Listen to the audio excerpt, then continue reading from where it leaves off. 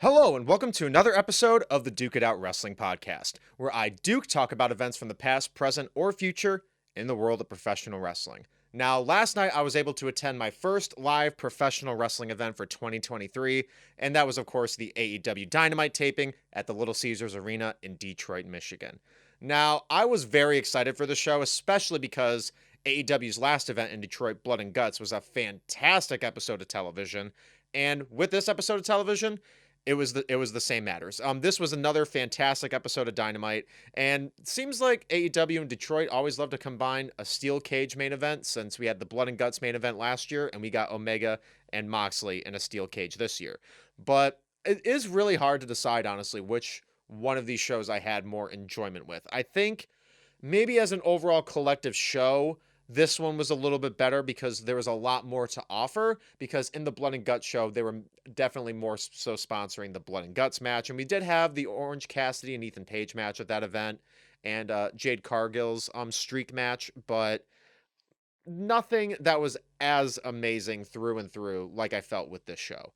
I had a really good time, and there was definitely a great way to kick off the live wrestling experiences for the year. I also got tickets for Forbidden Door and SummerSlam. So those are the only other wrestling events I know for sure I'll be attending at live this year.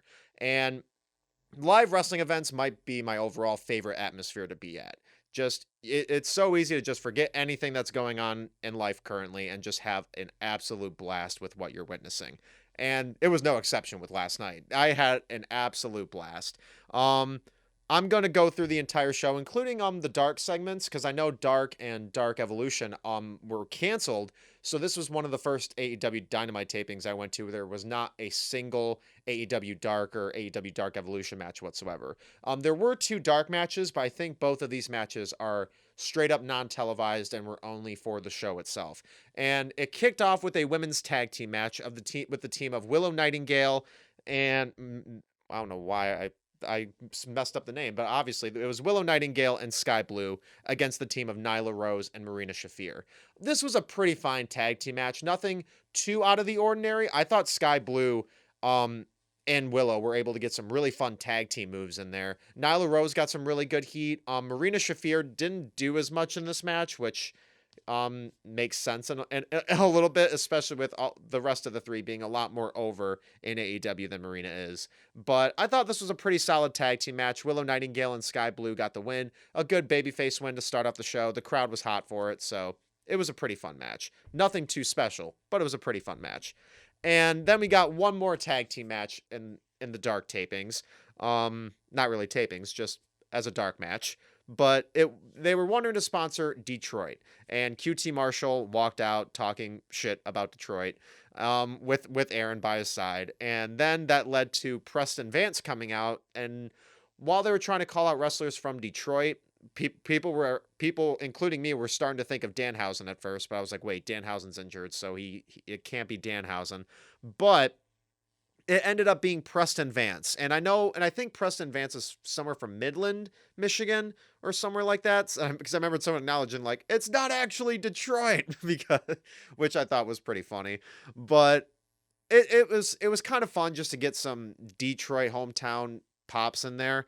And Preston Vance brought out his tag team partner, who is Canadian, but is apparently living in Detroit now, All Ego Ethan Page. And honestly, he got a bigger pop than the hometown hero, which was a bit of a bummer. But it kind of makes sense because Preston Vance turned on the Dark Order, so he's a heel. Ethan Page, also a heel, fighting a team that are also heels. So it was definitely a dark match for sure. Definitely not keeping in kayfabe fully, but just more so for hometown advantage. And as you can imagine, Preston Vance and Ethan Page ended up getting the win. Solid tag team match. I think with the dark matches, I think the women's tag was a little bit more entertaining, but the next one did have some fun Detroit hometown advantage. And now I'll get into the main show, which it immediately kicked off right. I was super excited for this opening match of Claudio Castagnoli against Rey Fenix in a double Jeopardy match with Rey Fenix being ROH Tag Champion and Claudio being ROH World Champion. This was a very fun back and forth match. Their styles are clearly very different, but they were really able to use it to their advantage. Rey Fenix got a lot of very fun and energetic high flying spots in there and some really quick spots. And Claudio was able to really use his strength. I remember when Ray did a suicide dive, Claudio picked him up, and there was one point he was starting to walk him up the steps, which I thought was really cool. Um, there was some spots in the match where I was afraid it was starting to get maybe a little bit too sloppy or confusing, but it ended up being a very fun back and forth match, and it was getting very unpredictable by the end. Rey Fenix got a very good sunset flip and a couple of good roll-ups that was making me think he might get the pin on Claudio, but Claudio ended up getting the win with a power bomb. It was a very, very good match. I think I always think like if I'm gonna walk into any match thinking it could be a 5-star classic. Obviously, it's not always gonna be a 5-star classic. Usually, it never will. But this was a very, very fun match. If I would give this on a 5-star rating scale, I'd probably give Claudio and Rey a 4 out of 5. It was a very, very entertaining match. And that was the first match that we got for majority of the hour for Dynamite, because a lot of the rest of the show were following around segments or backstage videos. Like they were showing backstage videos, not backstage videos, but edited together segments for all 4 of the pillars: MJF, Jungle Boy, Sammy Guevara, and Darby Allin, just to kind of sponsor what makes them different from everybody else and to build more excitement for the Fatal 4-Way main event at Double or Nothing. I thought those segments were pretty fun. They were really quick too. Didn't waste any time, and they felt very valued. And but another fun backstage segment that I was really wanting to get into, and part of me was kind of bummed out that we didn't get to see any of these people come out physically, just got to see them in the backstage segment. Even I was thinking that we could potentially see them come out for the Rampage taping, but that didn't happen either. But we got the returns of both Miro and Thunder Rosa. When Miro came up through the Titantron walking backstage, the entire crowd was going nuts. Everyone has missed Miro. I don't think he's actually been seen on AEW television since All Out last year when he had the 6-man tag with Darby Allin and Sting against House of Black. So I am very excited to see what this holds for Miro. Better be some fucking championship gold very soon. But I'm really excited to see Miro back, and Thunder Rosa as well, especially because they were releasing a lot of statements how she has backstage heat with some certain wrestlers in the AEW locker room. And there were a lot of reports going around that the beef that Thunder Rosa and Britt Baker have in their feud may actually be legitimate. So it definitely leaves a lot of questions up in the air for what could be happening for Thunder Rosa's AEW career. But since they've got the new AEW Collision show happening, maybe they're going to start dealing with some more stuff around there. She could be more of a Collision exclusive wrestler if they're going to be doing more stuff like that. But I was very excited to get to see these 2 returns right out of the gate. It definitely was very fun, definitely brings a lot more excitement, and it continues to elevate how much of a good roster AEW has. And when some wrestlers are injured, we still got some fantastic wrestlers. And when they come back, they get even more stacked. It's pretty cool. And after that, I'm making sure this was the right segment after that. Yep, it was the FTR segment. FTR came out to call out Jay Lethal and Jeff Jarrett so they could apologize, but they are really wanting to bring them out to just address the fact that they're using Mark Briscoe to get a title match. But then, while they were arguing, Mark Briscoe decides to come out and says that he had talked to Tony Khan backstage and wanted to settle all of this once and for all. So at Double or Nothing, it is going to be FTR versus Team TNA, or Jeff Jarrett and Jay Lethal, in a tag team championship match with Mark Briscoe as the special guest referee. I don't think we've ever seen a special guest referee match in AEW. It's gimmicky for sure, and there are plenty of times where it can be really fun and used to its advantage, and sometimes it could really harm the reputation of a match being especially good in ring-wise because there's so much surrounding this story. But I think it's going to be very, very interesting. They've done a lot of very fun backstage segments with this feud, and I think once they're in the ring, it's just going to get more and more enthralling, and the crowd's going to get further and further amped as it goes on. Maybe from the look of it, it may not seem like this match could be as good as a lot of FTR's other classics over the past couple of years, but you can always be surprised. The team also has got Jay Lethal, one of the greatest wrestlers in the world, and Jeff Jarrett is a legend. So this could turn out to be a very, very fun match. And I wonder if this is going to end up leading to Mark turning heel on FTR potentially, especially because there was the spot where they were all going to have a glass, they're all going to have a shot at tequila together, but they spit the tequila into Dax's face. Wait, was it Dax? No, it was no, yeah, it was Dax. And they spit the tequila at Dax, and so he's kind of blinded, and they push Mark Briscoe in front of him. So he hits Mark Briscoe with a pile driver, not knowing that it was Mark Briscoe, probably thinking it was Jay Lethal or someone else. But it's fun enough. It brings a lot of investment, and it does make me wonder if Mark Briscoe is going to end up turning on FTR or not. So they definitely won me over there.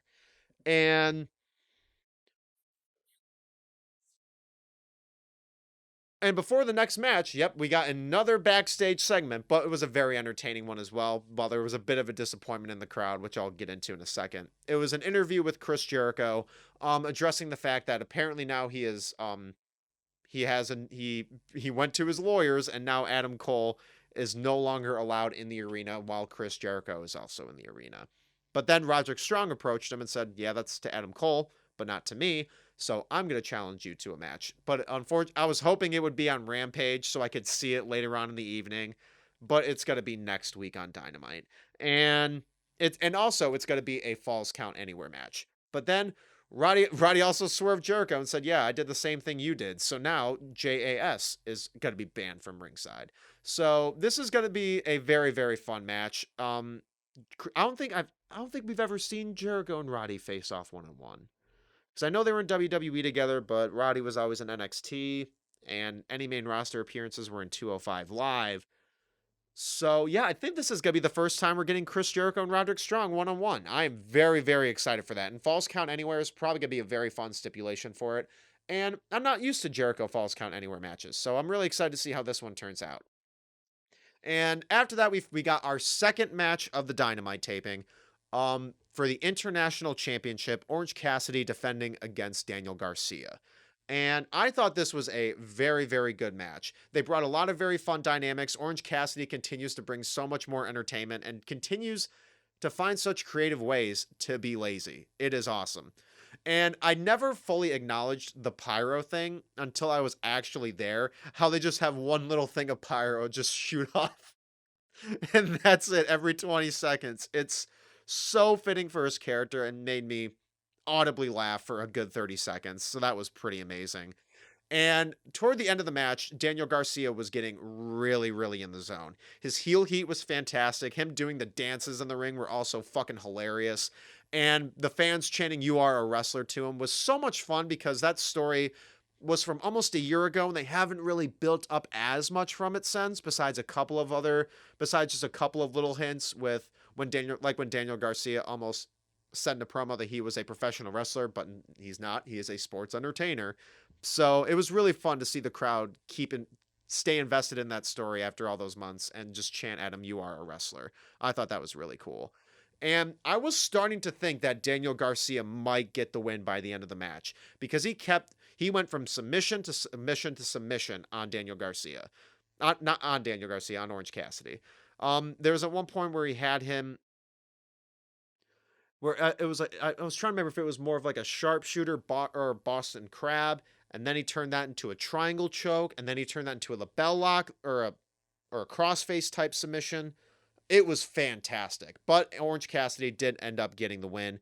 I thought it was a really, really fun match. I don't know if it is one of the greatest international title matches that Orange Cassidy has had so far, but I thought this was a very, very entertaining match and definitely gives some more spotlight on television for Daniel Garcia to really expose his amazing wrestling skills. So that's always a good thing. And I'm really excited to talk about this one. Christian Cage walking out with Luchasaurus to cut a promo on Wardlow, and he was bringing up more dead dad references like he did in his feud with Christian Cage, and he was talking shit about Arn Anderson, how he kind of abandoned his son, because then it kind of made me think like, oh yeah, where has his son been in AEW since his like 2 matches? It seemed like he was just kind of faded off a little bit, but maybe he'll be back or not. And what Christian just said was a major burn. But it was really hard to understand what Christian was saying for that promo because everyone was booing the absolute shit out of Christian. It was amazing. Chanting, shut the fuck up. Edge is better, which is one of the most savage crowd chants I have ever been able to be a part of live. It was hilarious. Part of me felt bad because I do love Christian Cage. He's always been one of my all-time favorite wrestlers, but having us chant that for this heel Christian character is so amazing, and him getting that angry expression on his face and telling us to kiss his ass while he's wearing a turtleneck. It's all comedic heel gold. Yeah, that was extremely entertaining. I was honestly shocked on how much nuclear heat that Christian was getting during that promo. And yeah, he talked shit about Detroit sports teams, but like me and my friends were even mentioning like, yeah, that's kind of fair. When is the last time Detroit has won a sports championship? I think it was 2012 with the Red Wings, if I'm not mistaken.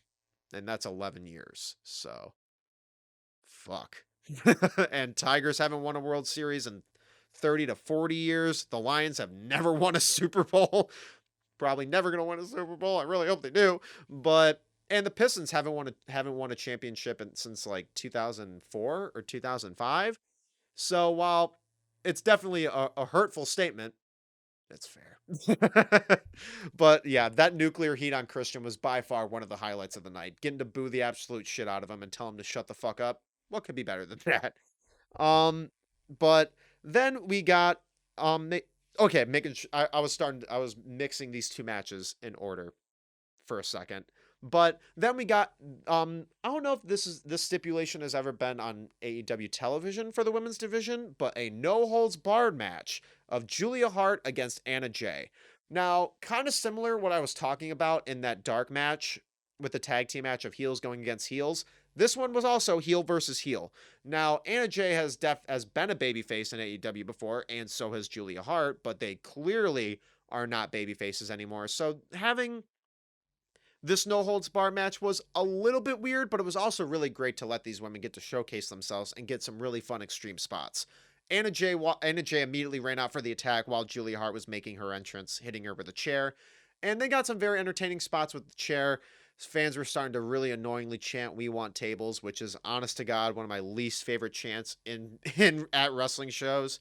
I might even make a list of just my least favorite chants that are from wrestling shows because some really, really irritate me. And "We want tables" is one that always just annoys me a little bit just because of how consistent they always are with it. And especially when you have a feeling like, yeah, we're probably not going to get a table in this match. Just stop chanting "We want tables." We're not going to be getting a fucking table. But this was a pretty fun no holds bar match. Definitely had some off sequences just a couple of times. And Julia Hart getting the win with the submission, I thought was a very, very good decision. Was a bit of a bummer that they were wanting to do the superplex on the chairs, but mainly Anna Jay's legs got a hold of them. But it was a pretty fun no holds bar match, and I hope this leads to much higher booking for Julia Hart. And then we have the Trios Championship Open House match with House of Black against Best Friends and Bandito. Now, I was really interested with how they were sponsoring this. How there's a 20 count on the outside of the ring apparently, and I can't forget I can't remember all of the rules right now for some reason. But I also thought it was really cool that they had the lights change and it was the lights were mainly focused in the ring and on the Titantron. It was just one of the background videos for House of Black's entrance. Usually that gimmicky stuff can fail, like with Sin Cara and any match he had with all the different lighting. But this one was very fitting and made you just focus on the match even more. It made it feel different, and it just made it feel like. I don't know why I was stuttering my words there, but it made it feel like it had a lot more value to the card. And that seeing these trios open house matches is going to be a certain highlight for Dynamite or Rampage or even eventually Collision, because I thought this was a really good add to the show, and it definitely relifted the energy for the crowd a little bit too. And I thought this match was extremely entertaining. Bandito got an amazing hot tag, and his adrenaline was at a million for that hot tag. It was so much fun. And Brody King got some very fun dominant moments as well. The crowd was super over for House of Black, especially when Brody King kept chanting, which was hilarious. And House of Black did end up getting the win. I forget the name of their finisher, but they did end up hitting it on Trent Beretta, I believe. And pretty obvious that House of Black was gonna be winning this match, but it was a pretty entertaining ride. Could have been a little bit longer, but I'm definitely glad they definitely saved time for it to get ready for the main event steel cage match. Because I remember by the time this match was happening, I'm like, oh damn, how much time are they gonna actually have for this steel cage match? But next match, but then the next match I'll get into, well, not really next match, the main event of AEW Dynamite. Jon Moxley versus Kenny Omega inside a steel cage. I was super pumped for this match. I think we've only seen Moxley versus Omega. Yeah, we've only seen it twice, I believe. Once at Full Gear, and then the other time at Winter is Coming. But I thought this was a phenomenal main event. Very gimmicky, very all over the place, had a bunch of different shit happening, but it was all so much goddamn fun. I can't deny it. But before they could even get into the ring, they were fighting on the outside. Blackpool Combat Club started to come out to interfere while Bryan Danielson was on commentary, which led to the Young Bucks coming out to make sure they could take out the rest of Blackpool Combat Club, so the steel cage match could stay between just Moxley and Kenny. But there was some insane spots in this match. I was going audibly insane the entire time. With the broken glass got me extremely uncomfortable. The barbed wire steel chair and Kenny Omega's jumping up in the air to stomp Moxley with him. Super painful. And the Snapdragon into the broken glass. And when Moxley had Kenny Omega in the chokehold and he had to drop him down into the broken glass. Jon Moxley taking a good few minutes to rip apart the top rope. It did take a little bit longer, but the crowd went along with it and was just like, come on, Moxley, just get this rope off. And when he finally did, got a huge pop, which I thought was amazing. And then as soon as he tore apart the top rope, he stuck the hook from the rope in Kenny Omega's mouth for a second, which was disgustingly awesome. But the real highlight of the match, at least spot wise, in-ring spot wise, the highlight of the night was when Jon Moxley was on one end of the cage, Kenny Omega was on the other, and he ran over to Jon Moxley to hit a V-trigger, and they went through the fucking cage. I did not expect that spot to be happening. And there was a few spots in that match where I was on my phone filming it, but this was a time where I didn't have my phone out, and because I wasn't expecting anything big for those couple of minutes. And when I saw that, I immediately went, whoa, wait, what? I couldn't believe it. For a second, I didn't even know if that was supposed to be planned, because the way Kenny Omega was dangling off of there, and it seemed like he really hurt his leg or his calf or something. Like, I was super concerned for a second that wasn't supposed to happen and that they're both seriously hurt. But with what happened a couple minutes later in the match, it seemed like that spot was definitely intended. Once they got back in the cage, Jon Moxley was ready to stab Kenny with a screwdriver. Don Callis walked into the cage, since there was a gigantic hole through it now, and grabbed the screwdriver away from Jon Moxley. That distracted Mox enough for Kenny Omega to run over and hit him with a V-trigger and get him up for the One-Winged Angel. Hits the One-Winged Angel, maybe onto the broken glass. I'm not too sure if it was, maybe some of it was maybe part of the broken glass was around there. But ref made the cover. 1, 2, and before it could count 3, Don Callis, the carny piece of shit that we already knew he was, decides to be an even bigger carny piece of shit and attack Kenny Omega, stabbing him in the back, literally, with a screwdriver. Oh my God.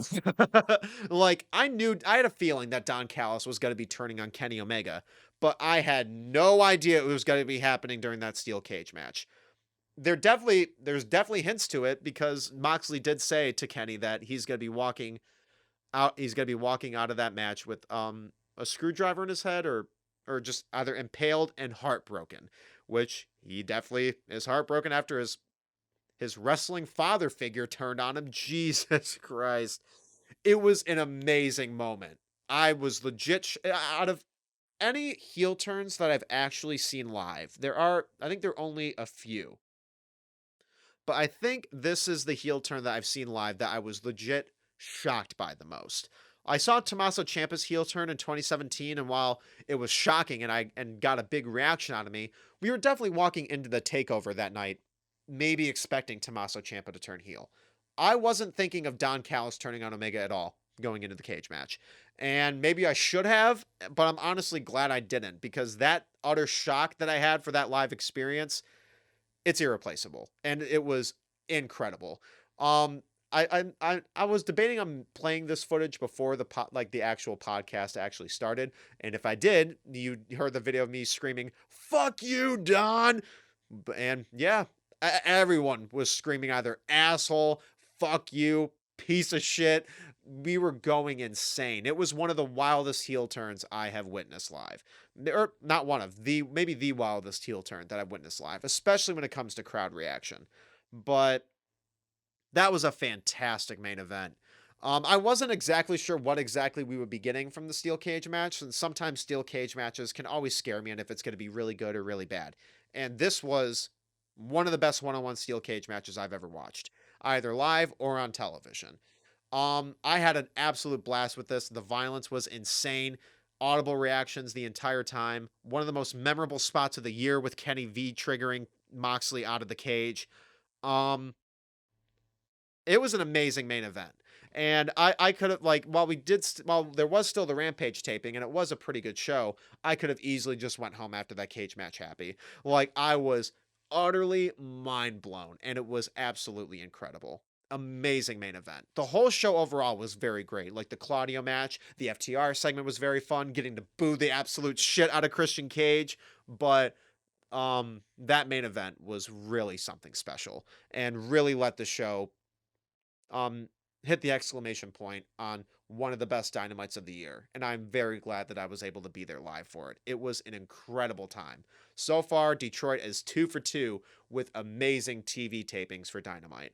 And like I mentioned earlier, when Tony Khan walked out, we were chanting pay-per-view, pay-per-view, which, why not? Full Gear especially. It fits the Motor City vibe so fucking well. Either this year or next year, bring Full Gear to Detroit. We will make sure it is a phenomenal time. We will be loud the entire time. But then I'll get into the Rampage taping. And I should mention this beforehand. If you don't want to know what's going to be happening on Rampage before you watch the episode on Friday, or now it's airing on Saturday, I think, for this week. Big spoiler alert ahead. The rest of this podcast is going to be me spoiling Rampage. If you don't want any of the spoilers for Rampage, click off of this video. Now, the Rampage taping, I wasn't able to be out there in the crowd for the entrances and the first couple minutes of the match, because I took my bathroom break when they were getting the ring set up, and I decided to get a drink after that. But luckily I still heard everything, and I came back in for the Acclaimed and Daddy Ass in a 6-man tag team match against the Butcher, the Blade, and Kip Sabian. Now, obviously the Acclaim's charisma, adrenaline, and their promo beforehand brought a lot more energy to it and made the whole atmosphere of the match itself a lot more fun. And especially when Daddy Ass got the hot tag, it was incredible, because we were even chanting, "We want Daddy." There's always going to be a weird ass chant for Billy Gunn in AEW. Like, it's always going to be consistent. There's going to be a new one at least once a month. Yeah, just thinking of like the air, but just how time flies. How I was at All Out chanting, "Oh, scissor me, daddy," and now months later, or nearly a year later, it's now just us chanting, "We want daddy." Like, what the hell? And obviously the Acclaimed and Daddy Ass got the win. It was a pretty fun 6-man tag. If you wanted some very fun overall wrestling, definitely check this match out when it airs on Rampage. And I don't remember for sure if there are as many backstage segments from this taping, and if there were, I did forget to write them down. So I will mainly be getting into the matches. And the next match that they had, I can't remember for sure if this was her opponent's name. And from Detroit, which was also awesome to see. It was Toni Storm versus Detroit Independent Local. Allison King, I believe, was her name. I don't know if I'm right about that though. I'll watch and I'll check out the Rampage episode to make sure if I got it right or wrong. But this was a pretty entertaining match, especially for a local independent match. This could have been a very easy squash. Definitely had squash moments where Toni Storm was trying to heal it up with Aubrey Edwards, and then the rest of the rest of the and I always forget. I always like to say the Outsiders, but it's the Outcasts. And the rest of the Outcasts were just beating up Allison on the outside whenever the ref wasn't looking. And then it seemed like that we could get maybe an upset win. Allison got a couple of good moves on Toni Storm, sold the German suplex very well, but then obviously Toni Storm was able to get the win, I believe, with a pile driver. And one thing I also thought was very fun during the match, I haven't noticed this as much during the other Outcast matches, but Saraya just spraying L's on so many people's either signs or even T-shirts. I thought that was hilarious. And then, of course, once the match was over, Saraya also spray painted a giant L onto Allison as well. And I was talking about this with my friends while the match was going on. Like, maybe she could be an eventual signing for AEW. Obviously the crowd was definitely more over for her because it's her hometown in Detroit, but she sold very well, had good positioning around the ring, and seemed to always be on focus with what she had to be doing. So could we potentially see a new signing to AEW after this Rampage? Well, I guess we'll have to wait and see. But the next match I'll get into is Chase Fletcher versus Action Andretti. I should have mentioned this a bit earlier. After the House of Black Trios match, they did show backstage that Orange Cassidy was taken out, and that Chase Fletcher attacked him, holding his I think it's the IWGP Tag Team titles in his hand, along with the other title that he has. And I'm not gonna lie, when they were showing Chase Fletcher on screen, I know it's the same reaction I had when he debuted. It's like, who the fuck is this guy? Even though I've seen him before, I was still like, what the fuck is his name? And then they were sponsoring Rampage a bit later. I'm like, oh, Chase Fletcher. Okay, there we go. I thought this was a pretty solid match. I think the crowd might have been a bit too dead for it in the beginning, but they were really picking themselves up throughout. I, as you can imagine, I don't know that many matches from Chase Fletcher. Not too familiar with his ring work, but his running kicks to either the corner or to the outside were always incredible, and his screaming before any move is very, very entertaining as well. And Action Andretti got a really good comeback got a really good 450 in there at one point, but Chase Fletcher did end up getting the win, and I forget the layout of his finisher, but it was a really cool looking finisher. This was definitely a very fun match to spotlight two of AEW's younger stars that, well, Chase Fletcher isn't really an AEW star just yet, but I can definitely see him being a potential signing in the near future. And they're definitely seeming to build him up as a real deal. And while I'm not fully believing it yet, he's definitely got the potential for it. His charisma oozes with his heel gimmick, and his moveset is very impressive. Those kicks almost always got a reaction out of me. So while I thought this match was nothing too amazing, it's definitely good build up for better things to come.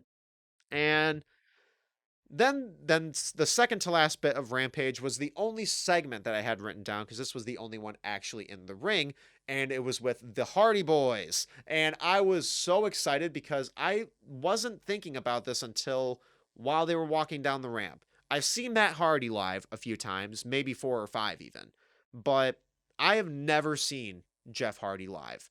I've come close a few times. There was some shows where I probably could have seen him, but didn't end up getting to go to those shows. Or if WWE was coming to Detroit at this certain point in time, he was either injured or maybe in rehab at one point. So I never got the chance to see him live, but now I finally have. And while I didn't get to see him wrestle, it was just great getting to see him overall. And they were cutting a promo following their deletion match, and that led to the Gunns coming out, which they were building up to a bit earlier since they had a backstage segment with them, and Ethan Page walked up to them and they were walking out together.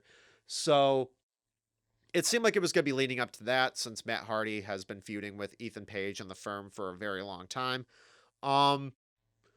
But the Gunns came out to mainly address that I think Ethan Page was wanting another match with them, but Matt Hardy was like, yeah, fuck that. I've been dealing with them for months. Don't want to deal with that anymore. And then it was overall mainly leading to building up a match between the Hardys and the Gunns. And it seemed like the stipulation that they're going to be adding is that if the Hardys do end up beating the Gunns, they're going to be able to take control over Ethan Page's contract, similar with what they were doing with how the Firm had Matt Hardy's contract in their storyline. But I thought this was a very fun segment. Always just more added fun being able to see the Hardys. But I'm really excited to see the Hardys versus the Gunns, because that could be a very, very fun tag team match. And especially when you think about it, like later on, like how the Hardys and the New Age Outlaws probably had quite a few matches back in the Attitude Era, and now the Hardys are fighting Billy Gunn's kids. It is so fucking wild. Wrestling is awesome. And then the last thing I will talk about is the main event for the Rampage taping. There was nothing else afterward. There was no other dark match or anything else after this. It was the team of Swerve Strickland and Brian Cage against the Dark Order's John Silver and Alex Reynolds. I always love getting to see the Dark Order wrestle. I think they are incredibly underrated. Yeah, they lose all the time, and I think they mainly have them lose all the time because they know that they're always going to be over as hell. John Silver and Alex Reynolds were super over. Like, as soon as the match started, like as soon as the bell rang, I think Johnny Hungy chants immediately started breaking out and made me so happy. John Silver is one of my favorite wrestlers in AEW and is probably my top contender for maybe the most underrated in the company. His ring work is truly undervalued. And this was a very fun back and forth match. Brian Cage got a very fun got a very fun spot with John Silver, how Brian Cage was flexing off his muscles, and obviously he's much bigger and way more ripped than John Silver. But anytime John Silver did it, we would go way more over for him. And then with Brian Cage, we would either boo or not make any noise at all. But this was really fun and back and forth. The regular the regular combo move that John and Alex always do. I always forget what it's actually called. The multiple kicks leading into the German suplex, and then Alex Reynolds into the sneaky roll up. Always one of my favorite spots for a Dark Order match. And while I was having the hope that maybe the Dark Order could get a very fun pop to send the crowd home happy, but also at the same time, they really need to build up Swerve more as a top heel of the company. So Swerve and Brian Cage do end up getting the win. And I thought, and one thing that I really did appreciate, though, there was a spot in the match where it seemed like, I think they did a double team move, or Brian Cage did a nasty power bomb onto Alex Reynolds, and I was pretty convinced that the match was over, and he kicked out, and the crowd immediately went alive again for a second after that, because I think mostly everyone was starting to think, okay, yeah, this match is about to be over, and then we're gonna go home. Wait, what? I thought that was really, really cool. Probably the best overall near fall of the night, shockingly, but really cool that it got to happen for the last match of the entire show. But Swerve and Brian got the win, and they were still going in for the attack on the Dark Order after the match. But then Keith Lee and Dustin Rhodes came out to their aid and saved them from the attack. But one thing I thought was absolutely hilarious. Keith Lee was walking in there holding what seemed like it was like what they hold at like red carpets, like to hold down the velvet ropes, like the metal bar that's used to hold those down. It seemed like he brought one of those into the ring, and he rolled it into the ring, and there's a huge circular part that is probably super heavy and filled with metal. He rolled it into the ring, and it seemed like it hit Alex Reynolds right in the head, because he was immediately grabbing his head like this. I laughed, but I was also like, oh no, Alex. Because I was like, I swear, if he gets busted open from that, I was expecting Alex Reynolds to get up, and there would just be blood dripping everywhere just from that. And Keith Lee clearly felt bad. Like, it definitely seemed like he was walking up to Alex Reynolds a couple of times afterward just to be like, hey, I'm really sorry. Are you okay? And I think at one point he even kissed Alex Reynolds on the head, which was hilarious. But that was a really, really fun way to have the night end off. And I had a very, very fun time with this taping. The Detroit crowd was just as hot as they were for Blood and Guts, which I was very happy to see, especially during that Christian Cage segment, because, oh my God. But I had an absolute blast with this show, and I cannot wait to attend another live wrestling event this year. It'll be next month for Forbidden Door, and I am beyond excited. But that was this episode of the Duke It Out Wrestling Podcast. Thank you so much for listening, and please make sure to like this video, subscribe to the channel, ring the bell for notifications, and duke out your opinions below in the comments.